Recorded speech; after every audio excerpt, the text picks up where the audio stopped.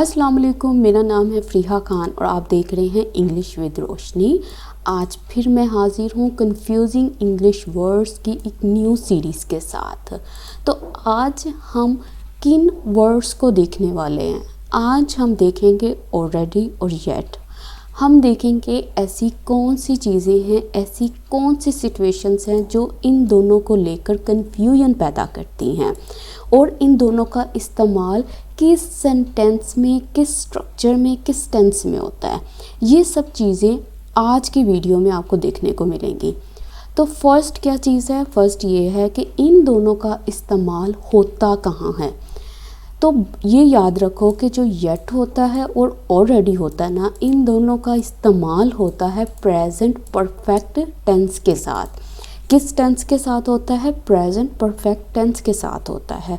अब क्वेश्चन है कि प्रेजेंट परफेक्ट टेंस क्या होता है, ये कहाँ पे इस्तेमाल होता है। तो प्रेजेंट परफेक्ट टेंस जो होता है ना, वो दो सूरतों में इस्तेमाल होता है।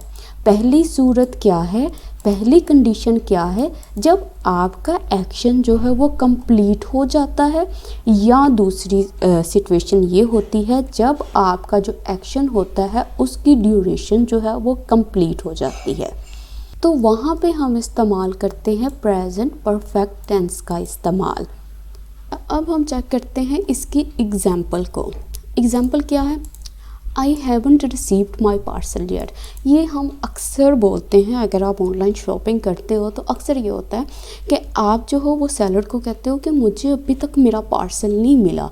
ठीक है, अब यहाँ पे कौन सी चीज़ कंप्लीट हो रही है जिसके लिए ये प्रेजेंट परफेक्ट का स्ट्रक्चर इस्तेमाल किया गया है। यहाँ पे ड्यूरेशन की बात की जा रही है। यहाँ पे बात की जा रही है कि वो जो आपने टाइम दिया था ना कि इस टाइम तक 2 दिन के अंदर या 24 घंटे के अंदर मुझे मेरा पार्सल मिल जाएगा, तो वो जो ड्यूरेशन है वो मुकम्मल हो चुकी है और अब तक ये एक्शन जो है ये कंप्लीट नहीं हुआ। तो वहाँ पे इस्तेमाल करते हैं प्रेजेंट परफेक्ट का स्ट्रक्चर और इसलिए यहाँ पे इस्तेमाल हुआ येट। तो अब इसको और डिटेल में देखते हैं। एक मेजर डिफरेंस जो ऑलरेडी और येट के दरमियान में है, ऑलरेडी जो होता है ना वो पॉजिटिव सेंटेंसेस में इस्तेमाल होता है। ठीक है, जितने भी पॉजिटिव सेंटेंसेस होते हैं उसमें किसका इस्तेमाल करेंगे? ऑलरेडी का इस्तेमाल करेंगे। तो ये जो येट होता है ना, इसका इस्तेमाल होता है क्वेश्चंस में, सवालात में, और कहाँ पे? नेगेटिव सेंटेंसेस, मतलब जहाँ पे नेगेटिव स्टेटमेंट होगी वहाँ पे इस्तेमाल होगा येट का। इसकी एक एग्जांपल अभी हमने यहाँ पे देखी है, ये नेगेटिव है, ये नेगेटिव सेंटेंस बना हुआ है और यहाँ पे इस्तेमाल किसका हुआ है? येट का। अब इनके एग्जाम्पल्स को चेक करो। अब वो लड़का है, इस लड़की से बोल रहा है, have you arranged a taxi yet? क्या तुमने टैक्सी का बंदोबस्त कर लिया है? कि मतलब ये इतना टाइम था, इतना टाइम तुम्हें दिया गया था कि तुम ये वाला काम जो है ना टैक्सी का बंदोबस्त कर लो। तो वो से पूछ रहा है क्या तुमने टैक्सी का बंदोबस्त कर लिया है। तो हमारी जो पहली कंडीशन थी कि येट जो है वो क्वेश्चंस में इस्तेमाल होता है, तो वो यहाँ पे पूरी हो गई। अब देखो इसके आंसर में क्या इस्तेमाल होता है। देखो अगर तो वो पॉजिटिव आंसर देगी ना, जब उसने आंसर देना है, ठीक है, उसने कहना है कि yes I have already arranged a taxi. हाँ, मैंने पहले से ही टैक्सी का बंदोबस्त कर लिया है। ठीक है, मुझे जो काम कहा था करने का मैंने वो कर लिया है। तो ये देखो यहाँ पे कौन सी कंडीशन पूरी हो रही है? यहाँ पे फर्स्ट कंडीशन जो अभी हमने यहाँ पे मेंशन की थी कि जो ऑलरेडी है इसका इस्तेमाल होता है पॉजिटिव सेंटेंसेस में, वो यहाँ पे पूरी हो रही है। अब सेकंड क्वेश्चन देखो, have you packed the bags yet? क्या तुमने जो बैग्स थे उनको पैक कर लिया? मतलब कि जो तुम्हें टाइम दिया गया था कि इसके अंदर इन बैग्स को पैक कर लो, तो क्या तुमने बैग्स को पैक कर लिया है? अब ये क्वेश्चन पूछा है उसने। पहले क्या था? आंसर पॉजिटिव था, अब जो है आंसर नेगेटिव होगा। तो उस सूरत में किस तरह से लिखेंगे? इस तरह से, no I haven't packed the bags yet. नहीं, मैंने अभी जो है ना बैग्स को पैक नहीं किया है।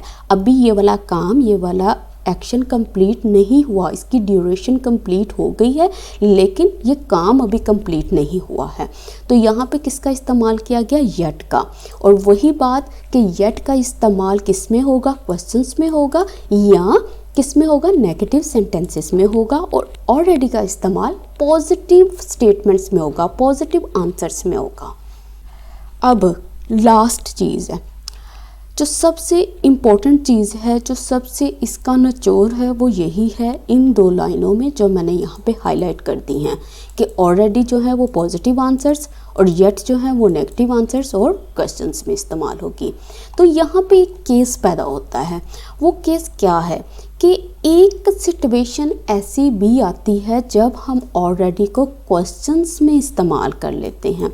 अब अभी हमने क्या पढ़ा था, हमने पढ़ा था कि जो ऑलरेडी है वो तो पॉजिटिव आंसर्स में इस्तेमाल होती है, क्वेश्चंस में इस्तेमाल नहीं होता।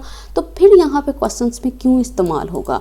ये वो जगह है, ये वो सिचुएशंस है जो लर्नर को बहुत कंफ्यूज करती है। उसका आंसर क्या है, ये तब होता है जब समथिंग, कुछ हैपन्स, वाक़या होता है अर्लियर देन एक्सपेक्टेड।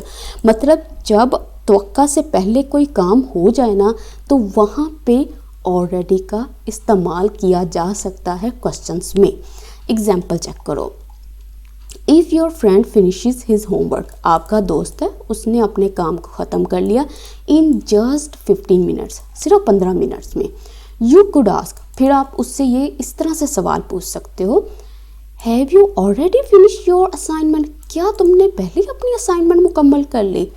अब देखो यहाँ पे ऑलरेडी जो है वो कहाँ पे इस्तेमाल हो रहा है, वो क्वेश्चंस में हो रहा है, ठीक है। वो उस स्टेटमेंट में हो रहा है जो कि सवालिया है। रीज़न क्या है इस्तेमाल होने का? क्योंकि आप एक्सपेक्ट कर रहे थे उससे कि ये वाला जो काम है वो ज़्यादा वक्त में कंप्लीट होगा, या वो जो इंसान है वो काम करने में थोड़ा स्लो है तो वो ज़्यादा वक्त लेगा उस काम को मुकम्मल करने के लिए। तो इस केस में हम जो है ऑलरेडी का इस्तेमाल कर सकते हैं। तो इस तरीके से ये स्टेटमेंट बनी है।